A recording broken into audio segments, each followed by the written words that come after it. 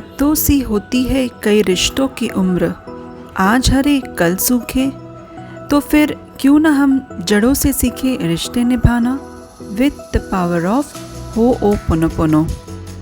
Hello everyone, welcome और welcome back to your channel the divine you. इसके पिछले video में हमने होओपोनोपोनो के बारे में समझा था। Please do check it out if you are new to this channel. आज हम समझेंगे कि हम रिलेशनशिप्स को कैसे हील कर सकते हैं यूजिंग होओपोनोपोनो। आइए देखते हैं। ज़िंदगी में रिलेशनशिप्स की बहुत अहमियत होती है। मनुष्य जीवन रिश्तों से जुड़ा हुआ है। We all are social beings. इन्हीं रिश्तों के कारण ही मनुष्य जीवन में आगे बढ़ने की, सफलता पाने की और अन्य कई कार्य करने की इच्छा रखता है। हेल्दी रिलेशनशिप्स जीवन को स्वस्थ बनाने में मदद करती हैं। Relationships are very important for our mental and emotional wellbeing. यदि रिश्ते मधुर हो तो जीवन खुशहाल बन जाता है, किंतु रिश्तों में खटास आते ही व्यक्ति भी टूट जाता है। रिश्ते हर इंसान की ज़िंदगी में बहुत मायने रखते हैं। अच्छी रिलेशनशिप्स हमें हमेशा खुशी देते हैं, तो वहीं खराब दुख और साथ ही साथ तनाव का कारण बनते हैं। हमारी लाइफ में हम बहुत सारे रिलेशनशिप्स को निभाते हैं। कुछ हमारे जन्म के साथ ही बनते हैं तो कुछ हम खुद बनाते हैं। हर एक रिलेशनशिप की अपनी एक जगह और मर्यादाएं हैं। वक्त पड़ने पर ये रिश्ते ही हमें संभालते भी हैं। इंसान कितनी भी कामयाबी हासिल कर ले, लेकिन अगर उसके लोगों के साथ रिलेशनशिप्स अच्छे नहीं हैं, वो रैपों में नहीं हैं, तो कामयाबी भी फीकी लगती है। अगर आपका यह एरिया ऑफ लाइफ कमज़ोर है तो उसका इफ़ेक्ट बाकी एरियाज़ पे भी पड़ सकता है। हमारी ज़िंदगी में कई लोग ऐसे हैं जो कोई ना कोई कारणों से तकलीफ़ में हैं, जैसे आर्थिक, मानसिक या शारीरिक। कई लोग ऐसे हैं जिनके बर्ताव से हमें बेहद तकलीफ़ पहुंची हो, और कई बार जाने अनजाने में ही सही हम भी किसी न किसी इंसान की तकलीफ़ का कारण बने हो। कोई भी वजह हो, हमारी ज़िंदगी में जो कुछ भी हो रहा है वह सिर्फ़ और सिर्फ हमारी खुद की वजह से ही है, हमारी सोच से, हमारे अवचेतन मन से। We are the creators not only of our own destiny, but ultimately we are the creators of universal destiny. We are the creators of the universe.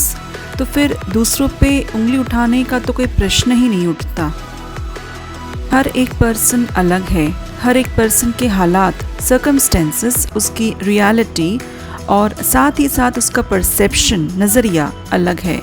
और जब इतने अलग अलग लोग एकत्रित होते हैं तो जाहिर सी बात है कि कन्फ्लिक्ट्स की भी पॉसिबिलिटीज़ होती है, लेकिन इसको चेंज भी किया जा सकता है।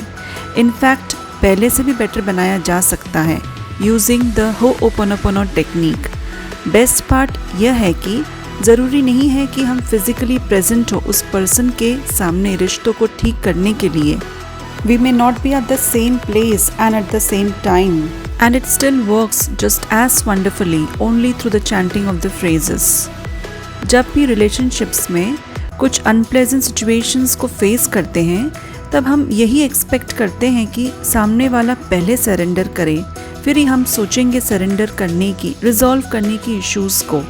क्योंकि कभी कभी सिचुएशन ही इतनी इंटेंस होती है कि माफ़ी देना इम्पॉसिबल सा हो जाता है।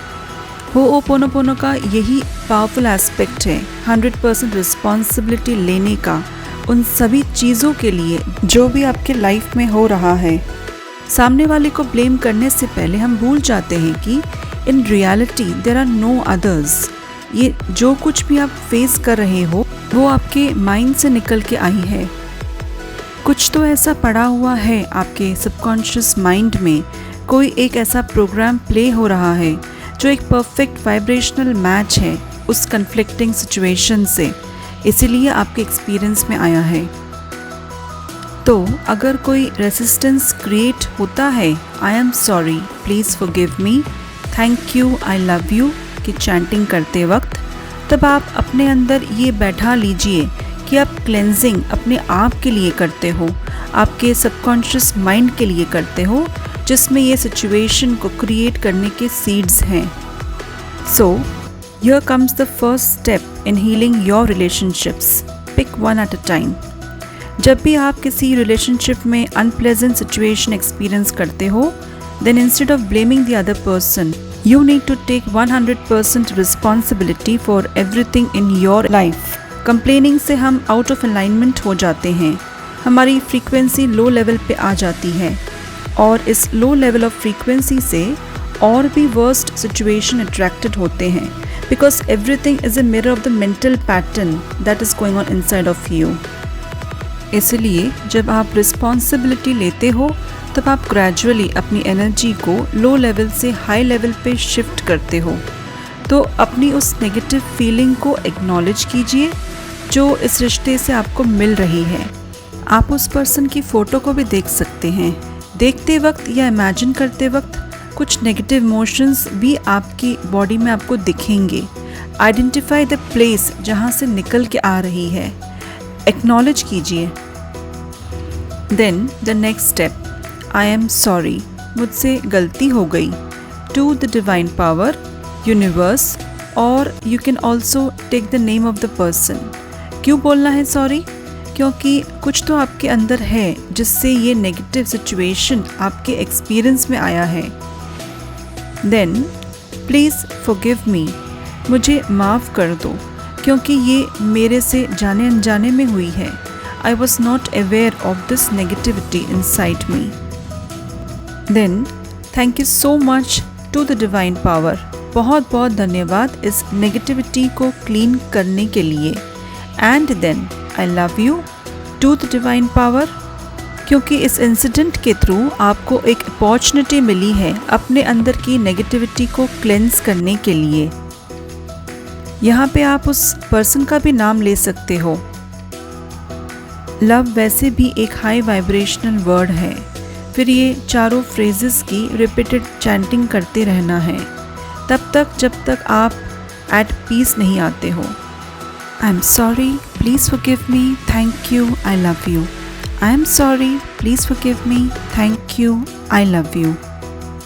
जल्दबाजी की कोई ज़रूरत नहीं है, just wait for the divine guidance. आपको अपने आप पता चल जाएगा कि आपको क्या एक्शन लेना है। क्लेंस करते वक्त अगर फिर भी कोई डाउट है, कोई एंजाइटी या फीलिंग ऑफ फ्रस्ट्रेशन अराइज होता है, तब उस पे भी क्लीन करना है। जस्ट क्लीनिंग पे कॉन्सेंट्रेट करना है and then just let go of any worries और डाउट्स। धीरे धीरे आपके रिलेशनशिप में सुधार आता जाएगा। आप इस प्रोसेस से कोई भी रिलेशनशिप्स को हील कर सकते हो and it definitely works like magic. Try it and do let me know in the comment section if it had helped you in healing your relationships. Hope you all enjoyed this video. Do give a thumbs up and share it with your family and friends. Also, do subscribe to our channel for all the latest updates and notifications. Thank you so much for watching. Take care.